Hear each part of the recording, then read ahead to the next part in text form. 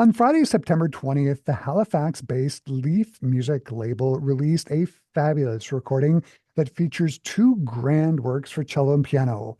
Called Dialogues, the recording features Rachmaninoff's lyrical and monumental cello sonata and Rebecca Clark's impressionistic and gorgeous viola sonata, which she herself arranged for cello. The cellist on the CD is the wonderful Canadian cellist Noémie Raymond, and the pianist is Zhenni Li-Cohen, who last year was named to the piano faculty of the University of Alberta. For those unfamiliar with Noémie Raymond, she now enjoys a diversified international career where she has performed both as a soloist and chamber musician.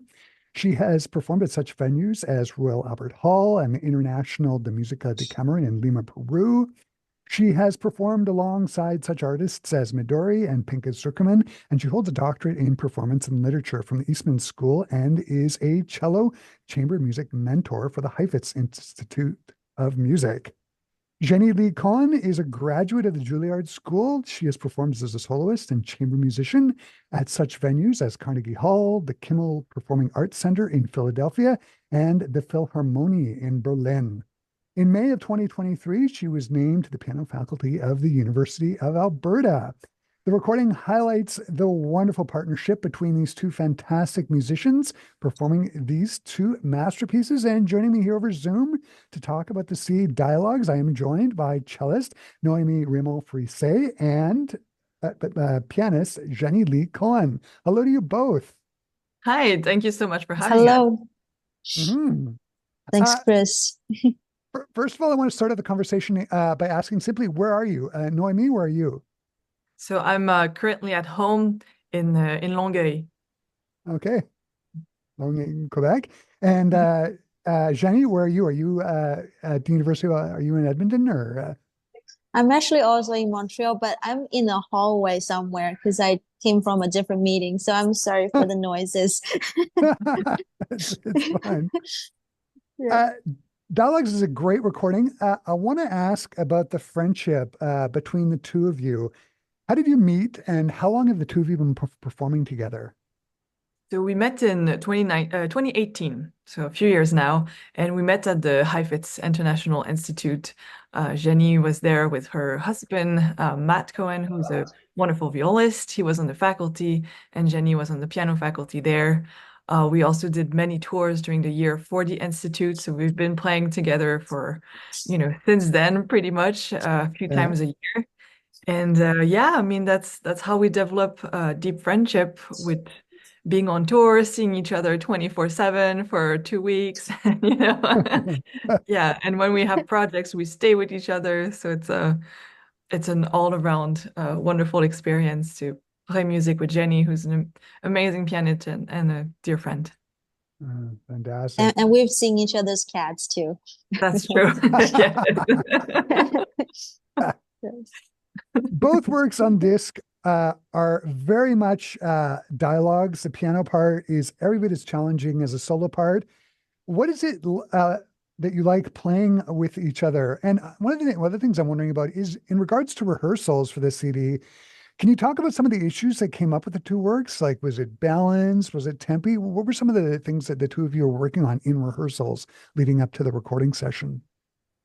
Yeah, balance and tempi are definitely two things we worked on, but we like to take apart the piece a little bit and decide, well, so where do we see the phrase going? How do we approach different parts of the music, and how do we link them together, especially for the Clark Sonata?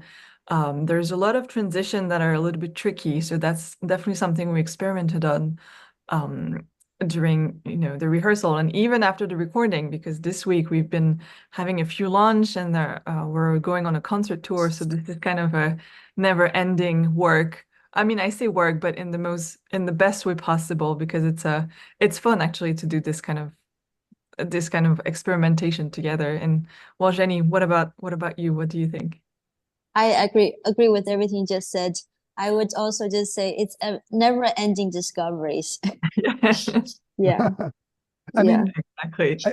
I'm just in regards to the piano part, Jenny, I'm thinking about the Yeah. Rachmaninoff. It's so big and thick, Yeah. the part. And in the Rebecca Clark, it's very impressionistic, sort of Debussy, Vaughan Williams. Did you have to approach, I imagine you must have had to approach the pieces differently, right? Very much so. I'm sure that same goes to Noemi. I think the sound world we're trying to create is very different. For Rachmaninoff, even within different movements, I think let's say the first movement, it's very, we have so many notes, right? For the piano part. So it's very important to make it transparent so Noemi's part can really come through and have the richness of the melodies. And then second movement is something very, it's a totally different texture. So, there's definitely a lot of nuances that we were experimenting with. Yeah. Mhm. Mm, mm. Noemi, I was watching the promotion video that the two of you made for Leaf, uh, Mhm. and you mentioned that both works have this sort of dark to light element to them. Can you expand on that a little bit? Yeah, well, both sonatas, especially the Rachmaninoff one, it starts in a very dark and minor mood, and it's very tumultuous and very intense, but not necessarily in such a happy way. I mean, it's gonna make you feel probably melancholic or uh, even a little bit of sadness, but the fourth movement is so brilliant and it just major all over. We kind of went to this whole psychological journey and we end up happy, which is kind of what Rachmaninoff went through also. This piece was after 3 weeks or 3 years of serious depression. And that's one of the first pieces, along with his second piano concerto, that he wrote after that period. So I think this kind of represent his this time in his life where he kind of, came over his depression and just started writing again and, gave us all the great music that we knew. And the Clark is a bit similar in that way. I mean, the first movement is definitely not as dark as the first movement of Rachmaninoff, but there's definitely some tension. And again, it ends in such a brilliant and majestic fashion. So we kind of have both journey that are, yeah, dark to light. Yeah, yeah. And there's that wonderful bit in the final movement of the Rebecca Clark sonata where Jenny, it starts out slow and then all of a sudden it switches and you get these pyrotechnics in the piano part and she sort of brings the themes back, right? Uh, Exactly. Yeah. how was that for you as a pianist? Or what was it like practicing that? How do you coordinate that? Yeah, that part is just glorious because, I feel like I start with this whole journey, triple piano out of nowhere. And even in the marking, I don't have it in front of me, but it's this Rutano from really somewhere really far. And then kind of approaching, you are more and more closer to you. It's kind of like seeing the backgrounds and going in the kind of camera zooming in. And then bam, something, it hits you. We're back, we're Yeah, yeah. back. The material from the first one comes back. This whole transition is so well written, and Noemi has this underlying pedal point that just goes from nothing to this like a sextuplet. It just creates so much motion. It's absolutely glorious. This whole transition. Yeah. It's a wonderful sonata. As you were saying, Noemi, the Rachmaninoff cello sonata was written in 1901, same year as the second piano concerto. And I was reading about it. It's a tribute to his friend Anatoly Brundakov. Can you talk about him? He must have been a just beautiful player, judging by the cello writing. Hmm. Yes, it's not a cellist that we, know so much about like Casals, which was pretty much in the same time. There's less recording that are, you know, available nowadays. But he was very, very famous at that time. And I think, if I'm not mistaken, he was even at the wedding of Rachmaninoff as his wingman or the other way around. Yeah, So those two were really close. yeah, I think he was like the first groomsman at Yeah, Rachmaninoff's wedding. Yeah, yeah, I yeah. think so. Wonderful. So, and the other thing I was reading about him is he's a student of Wilhelm Fitzenhagen of Mhm. Rococo Variations Yeah, fame. yeah. So, yeah, wonderful, wonderful. Uh, what do the both of you love about performing that Rachmaninoff sonata? Noemi, I'll start with you. Well, it's such a beautiful journey and it's so fun to play, this dialogue with the piano and kind of create those different moods. I think, well, I'll let Zhenni speak for herself, but I think we can say that this is a piece that both of us really feel deeply. We kind of have an intimate connection with it. And yeah, I mean, just this beautiful material that usually the piano, starts and brings with those wonderful lush harmonies, and the cello kind of expand in a very lyrical fashion. I think this is glorious, glorious writing, and it's too bad in a way that there's only one Rachmaninoff sonata for cello and piano because it's such a beautiful yeah, and it's really a very intricate connection between the two instruments. So it's a joy, to play it together, to share with the audience, and yeah. Mm. And Zhenni, Yeah. is it a joy for you or is it just a lot of work? I mean, the piano's got a million notes and these big thick chords. What is it? What is it that you love about the performing the piano part? Yeah, well, thank you, Chris, for being so sympathetic. Um, yeah, I mean, yes, I mean, it's known for many notes, but we're talking about Rachmaninoff, who's a piano virtuoso, so I kind of expected this. And then, to be honest, yes, it was a lot of learning at first, but then you get to the later part, which is the satisfying part. And I think Rachmaninoff just always has the most genuine expressions, and he really knows how to expand the spectrum of human emotions to such extent. And that's why it can just go so deep in all the spectrum that of emotions that humans have. And as artists, we all have experienced so much daily lives, and it's just so amazing to be able to express ourselves through such piece. Yeah. Mhm. Uh, I love the Rebecca Clark sonata. I know it as a viola sonata. It's a spectacular work, and it has a great backstory to it. Can the both of you sort of fill in listeners in the backstory of the Rebecca Clark sonata? Okay, Zhenni, do you want to go ahead since Zhenni has put these many times with her husband? This is how she covered it.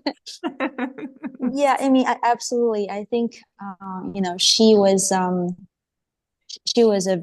very well-known violist as well. So I mean, this is one of her most iconic work. Um, and I think being a female composer, it wasn't as easy. And I think she was actually in the composition competition with Ernest Bloch, and I think being a female composer back in the day, I think it wasn't it was actually really shocking. I guess back in the day, that a female composer can write such amazing work. I think Noémie, we touched on the depression part in parallel to her being, having a similar journey where she had to leave. She left for the U.S. because she wanted to have, I guess, more opportunities and in some ways, more recognition to her music making because of her dad and everything. So Mm. she later married a composition faculty. I think I don't know if it's composition faculty, right? I'm sorry if I can't quite remember, but a faculty member from Juilliard. I think in many ways, this her music was also later being recognized in the U.S. and internationally as well. So it's a great opportunity for us to showcase female composers and also female performers. I feel like we can express a lot of emotions that way too. Please, what do you think, Noémie? Oh no, for sure. I mean, to me, it's crazy to think that during that competition, I don't know if it's with that piece or another piece, but basically people didn't believe she composed it. They thought it was either Yeah, a pseudonym for Bloch or yeah, they just couldn't believe that it was a woman that composed that, which nowadays is, Yeah, it's kind yeah. of crazy to imagine. But yeah, it's Uh, well and it good to was that she persevered and we have this work, that yeah, released. Thank she entered it in that Elizabeth Sprague Coolidge competition you. that she yeah, it's a crazy story. Um, she arranged the sonata for cello. No, I mean, what did she do? My understanding is there wasn't a lot of arranging that needed to be done. Is that right? Well, technically, there's no cello versions that exist. So I took the score with the piano score with the viola part. However, under, when you have the viola part in the score, in very small in parentheses, it says or cello. So obviously she had that in the back of her mind. One of her very close friend was a cellist, and she did wrote for cello, so it was not completely stealing from the viola repertoire. But there's no actual transcription that exists. So what I did is I experimented with a few passages that I just brought down an octave, sometimes two, just to use the whole range of the cello repertoire. The only thing that Clark really left for the cellist is one bar, if I'm not mistaken, it's in the first movement, where you have an ossia, and then it's specifically for the cello, and there's three more notes than in the regular viola part. So yeah, there's no official transcription. I kind of made my own with what was working. Even when we did a residency at Orford with Zhenni in 2022 to, prepare the project, and there was one or two parts where Zhenni was like, "Well, can you try maybe an octave higher? I think this might be just a bit too dark." So even then, we experimented a little bit and kind of came with this version that I don't think is sacrilegious. Oh, But it's that's beautiful. thank Yeah, you. works very well. The whole sonata has a sort of impressionistic quality I'm going to ask the question to both of you. Is it more Debussy or more Vaughan Williams or both? Oh, Tough Chris, choice. what do you think? Yeah.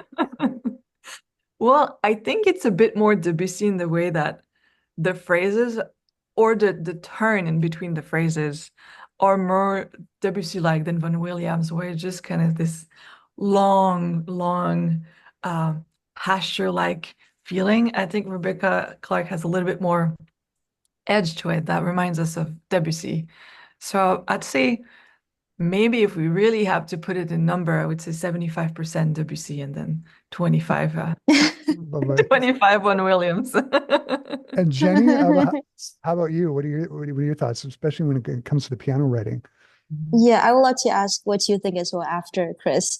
But I actually find I definitely hear both of them. I start to also hear a bit of Rebecca Clark herself is playing her other works. You start to recognize some of the very iconic harmonies and writings that I start to feel like she really was on her own. I would even venture to say 50% Rebecca Clark. Yeah, next to those two. Yeah. Yeah, that's great. Both of the works on the disc are wonderfully played. Can you talk about the recording sessions? When and where they done? And I got to give a shout out to the engineers at Leaf. Uh, the disc sonically sounds great. Can you talk about the recording sessions? When were they and where were they? Yes, so we were really lucky to be able to record at the Domaine Forget in Charlevoix in Quebec, which is a beautiful hall. A lot of recordings are done there. It's probably one of the best in the country. And we had 3 days of 3 full days of recording. It was in March 2024. And the person who actually did the recording session there was René Laflamme, who's really, really known in the audiophile world. And then Nathan from Leaf did the editing and mastering. So it was really a full team that it was a team effort. Yeah. It was quite special, Right. just And the team there pretty much by ourselves. We had nothing else to do than, be together, do music, relax in this beautiful scenery in the middle of winter. It was quite special. Yeah. yeah, Yeah. and I think Jeremy was there producing Yes. the recording, and I remember he was being very encouraging to us. He's like, "No, this is sounding good. Why don't we try the next section?" Yeah, so yeah. And Jenny, what was the piano like? Do you want to talk about it? Because it sounds great on the disc. Oh, piano was fabulous, absolutely fabulous. I think somehow they captured the hall, the resonance Mm. from the hall, and then with such clarity as well, and great balance too.